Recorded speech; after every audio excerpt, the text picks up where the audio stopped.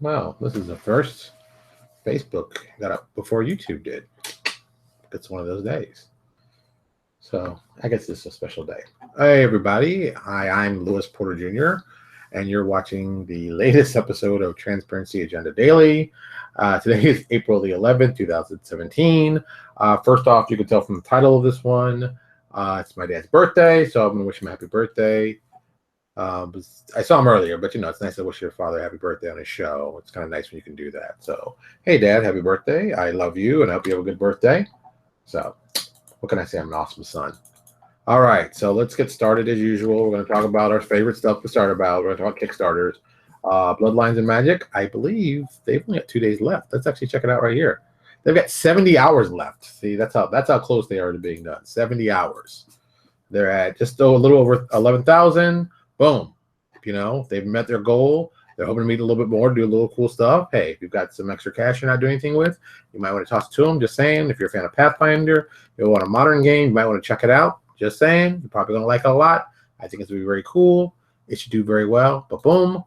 Next up, we got our buddies over at Arcanus. They're at 47,000, just crossed. Was earlier they're at 45, so now they're at 47 with 10 days left. I think they may make 70. And then these guys have the audacity. This amazes me. They're going to have a live stream tomorrow at 9:00, same time as my show. I mean, I'm almost offended by that. I'm almost offended. Okay, maybe I'm not really offended, but it sounds nice when I say it like that. Make it sound all sensitive and whatnot. Like I'm offended, but I'm not really offended. They're friends. They're just trying to get their stuff out. Also, of course, we've got our 2 threads going on. Dun, dun, dun, dun, dun. Talking about organized play and Pathfinder and stuff like that. And I know a lot of you saw from last night's video we put up about just stuff going on. It's just there's a lot of busy stuff going on in my life. And it's just a lot of fun, a lot of cool stuff, and just interesting stuff going on. So interesting, but I'm also very tired, which is never a good thing. But we're going to keep moving forward. We got a lot of stuff to talk about tonight. I got a lot of stuff I've got to get out. Plus, just a little thing. I'm also finishing up our New Exodus Kickstarter. We have literally 8 people who are preventing roughly about 100 and some odd people from getting their books because they haven't turned in their stuff. They're already running late. I told them if I don't get the stuff by Thursday or Wednesday, we're starting setting out Friday. It's like I just told them, like, that's it. This is your last chance. That's it. And when that's done, boom, I'm gonna be done with that Kickstarter. Thank God, because I am just done with that Kickstarter, and now we can move back to Crisis and move that to the forefront, get that done, and then after that we can work into our Kickstarter for, fall. I'm using fall 2017 for the whole organized play one. So that's all we're doing with that. But some other cool stuff that I'll talk about is what I got this weekend. So this weekend was Tate's. Oh, I should put it in there. I should put it in there because if you don't know who Tate is.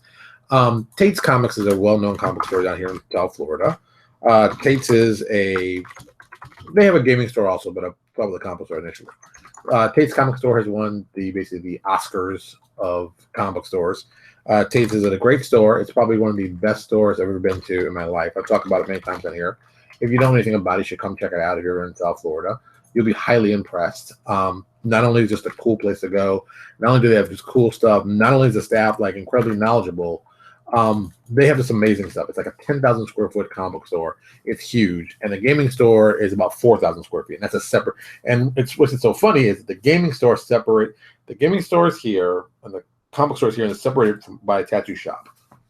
It's one of those weird things that kind of fits naturally there. So if you're in South Florida, come check it out. I think you'll appreciate it. He had a sale this weekend. He has a yearly sale and a Halloween sale. This is his annual sale. And, he's got stuff for sale, like dirt cheap stuff. Like for example, you can get trade paperbacks you could have gotten them for a whopping $5 each. And since, or you can get a whole box of comic books, a full box of comic books for $40. You fill it up, it's $40 a box. It's that simple. And, some people are going crazy buying stuff. I got there in the afternoon. I put Lucas, they usually have a little play area for kids because Tate has young children too. So there's an area for kids. So the kids go and play. They have a good time. I go and shop for a little bit. It's great. It's a lot of fun. And it is amazing. So if you're ever in South Florida, come check it out. You'll not be disappointed. So I bought 3 books. And I kept it very light. And I bought 3 books for $5 a pop. So I've been whopping $15. But this is a good $15 spent. So right off the bat, I got this Art of Carbon Gray. I've seen this artwork online for a long time, and I was like, "Ooh, I really like the art style. It's very, very cool. It's got a lot of stuff that I like." So I decided, how I am. I'm like, "Ooh, let me check this out." And let me tell you, the retail cost of this book is $30. So I picked it for $5. So I'm already, excited about that. The artwork inside was really beautiful. It's just I haven't even really opened it up properly. I don't want to crack the spine, just that's what you do to books. So you don't. But you can see that my light's reflecting. Oh, I need more hands. I mean, you can see the art style.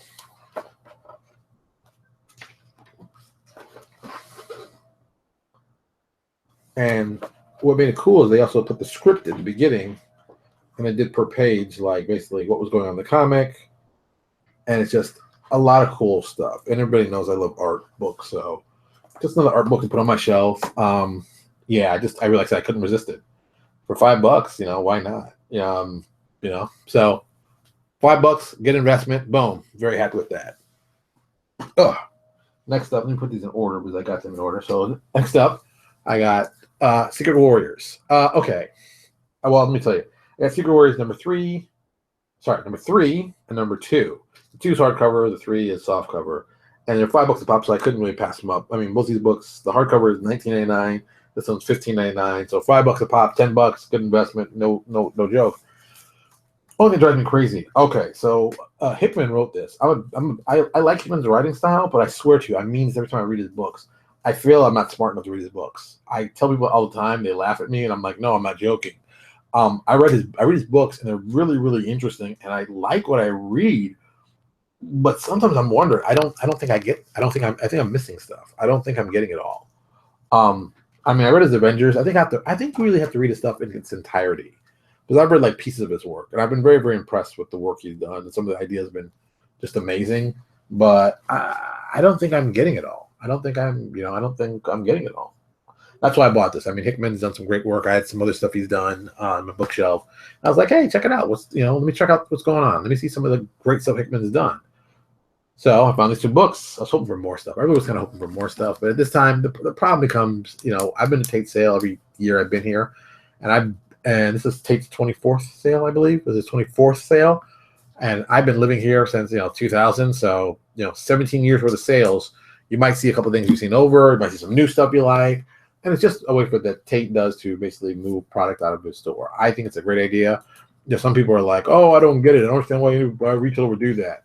And, when I first heard it, I thought it was kind of crazy until Tate's father, Tony, God rest his soul, told me a long time ago why it was a good idea to do. After hearing him say it, I was like, never going to say it ever again to me. Because he basically said it like this. He goes, what do you think is easier to fold in your pocket? A comic book or a dollar bill? And I was like, good point. Okay, good point. And it was that simple because really it makes sales. You got overstock a product. You got it there. It's not going anywhere. Sell it. Sell it cheap. Blow it out. Blow it at a cheap price. You make a little bit of profit or maybe just break even on it. But still, you get the money in your hand. And, I mean, we're talking like he has a tent outside. He's a large tent outside. He puts all this stuff out there. And there's tons of stuff to go through. And, I mean, I know what Tate makes in those days. I know because he's a friend. And I know how much money it costs to put it on, but I also know how much money he makes. It is a great deal to do. I think everyone should do it. If you have a store and you've got old product you should be doing that kind of sale. He does it twice a year, and I think those 2 days are his best days. Those are his best days guaranteed. And when I found out how much money he made on it, it was like, oh my God, you must be kidding me. But it's one of those situations like the money he makes for that usually does for big projects that he wants to do or something else that, we need to pay off, something's happened here. We need a big sum of money. Well, here's a big sum of money, and we got some money left over to do some other stuff. And I just think it's smart because he cares about the sale itself. And that is something that we all get like, I think a lot of us lose in what we're doing. We get like, we forget what we're doing. We forget that the main purpose of what we're doing is to sell products. That's it. I mean, that's it. We are here to sell. Sell, sell, sell. That's the main purpose. And if you're not selling, then what are you doing? So, and Tate hasn't forgotten that. And that's why I was like talking to Tate about that kind of stuff, because as fun as games are and stuff like that, or comics in his case, he knows if it doesn't sell, it's not good for him. And forget the nostalgia stake to it. Just like I would love to do it because then, no, as a business, is this making me money? Is it not? If it's not making money, I'm not going to do it. And it's kind of it's a ruthless way to go about it, but at the same time, the guy has a 10,000 square foot store, a 4,000 foot Gabe store. He has, I think, 12 people working for him full time that make a decent salary, including a couple that are, met, married, and husband and wife work in the shop. Yeah, I mean, it's interesting. And as a retailer, I'm very fascinated by him and just talking to him and learning about more of the process because it's just amazing. And I always talk about this every time I talk about Tate. The guy put up a actual art gallery in his shop, and I was like, that's the dumbest thing ever. And I still gripe about this all the time. He put an art gallery in his shop, and the way it takes it as a second level right in the front of the building.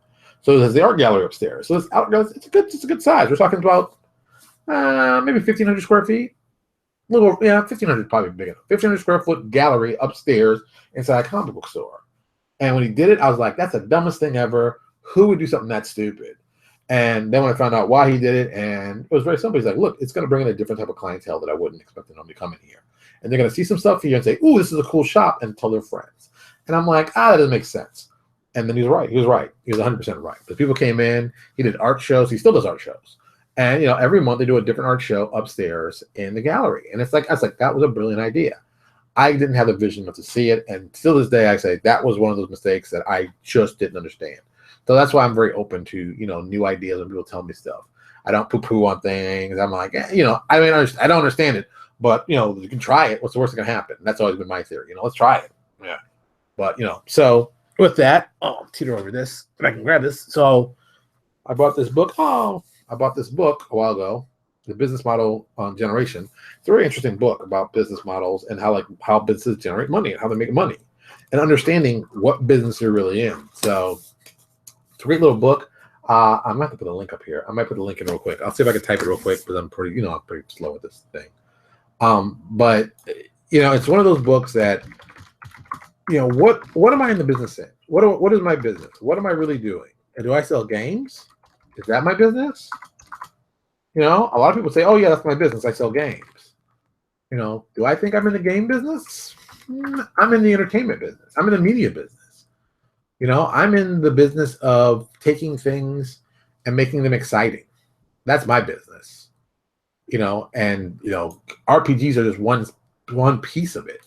It isn't everything. It is one piece of what I'm doing. All right, I'm putting this link up real quick. That was pretty fast. This is like a long, crappy link because I got it off of, the thing. So it's probably a redirect to something else. But, what are you doing? Are you really in the business of making games? Are you in the business of entertainment? And I think if you know the difference, you'll know the difference.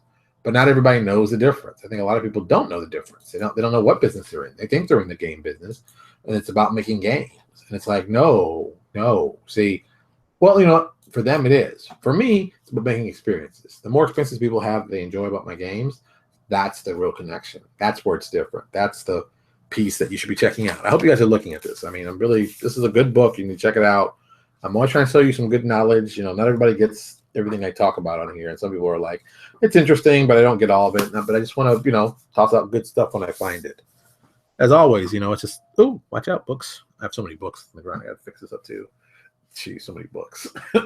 It's just something cool about, that I thought you'd like to check out. And, gets you inspired. So that's it. I'm going to get out of here. I'm going to probably put Lucas to bed. He's on vacation this week, little punk. Gets to have all the fun in the world, He gets to stay up late. But I'm going to do some more work. I got to finish up some stuff. Got to get our Crisis Kickstarter together. It's done. I mean, the PDFs are done. We're just waiting to send out the actual books, which I've got to get those aligned and get that together. So that'll be soon. So if you're a fan of that, don't worry. We are putting stuff out. It's just taking time. Yeah, you can never have too many books. The problem is I have too many books. Good Lord. You ain't kidding. All right. That's it. I'm getting out here. I'm doing some stuff. What else is important? Tomorrow, of course, is Wednesday. Of course, comic book day, but I haven't been really reading stuff in a while. I'm waiting for this whole secret empire to come out with the whole Cap being a Hydra agent. I think this could be kind of interesting. I've been reading the books, so I like the idea and the concept. Do people not know it is 9 o'clock and I'm doing my show? Who is it? And of course, it's my father. I just saw him a couple hours ago. All right, let me get out of here, finish my show, and I'll talk to you all later.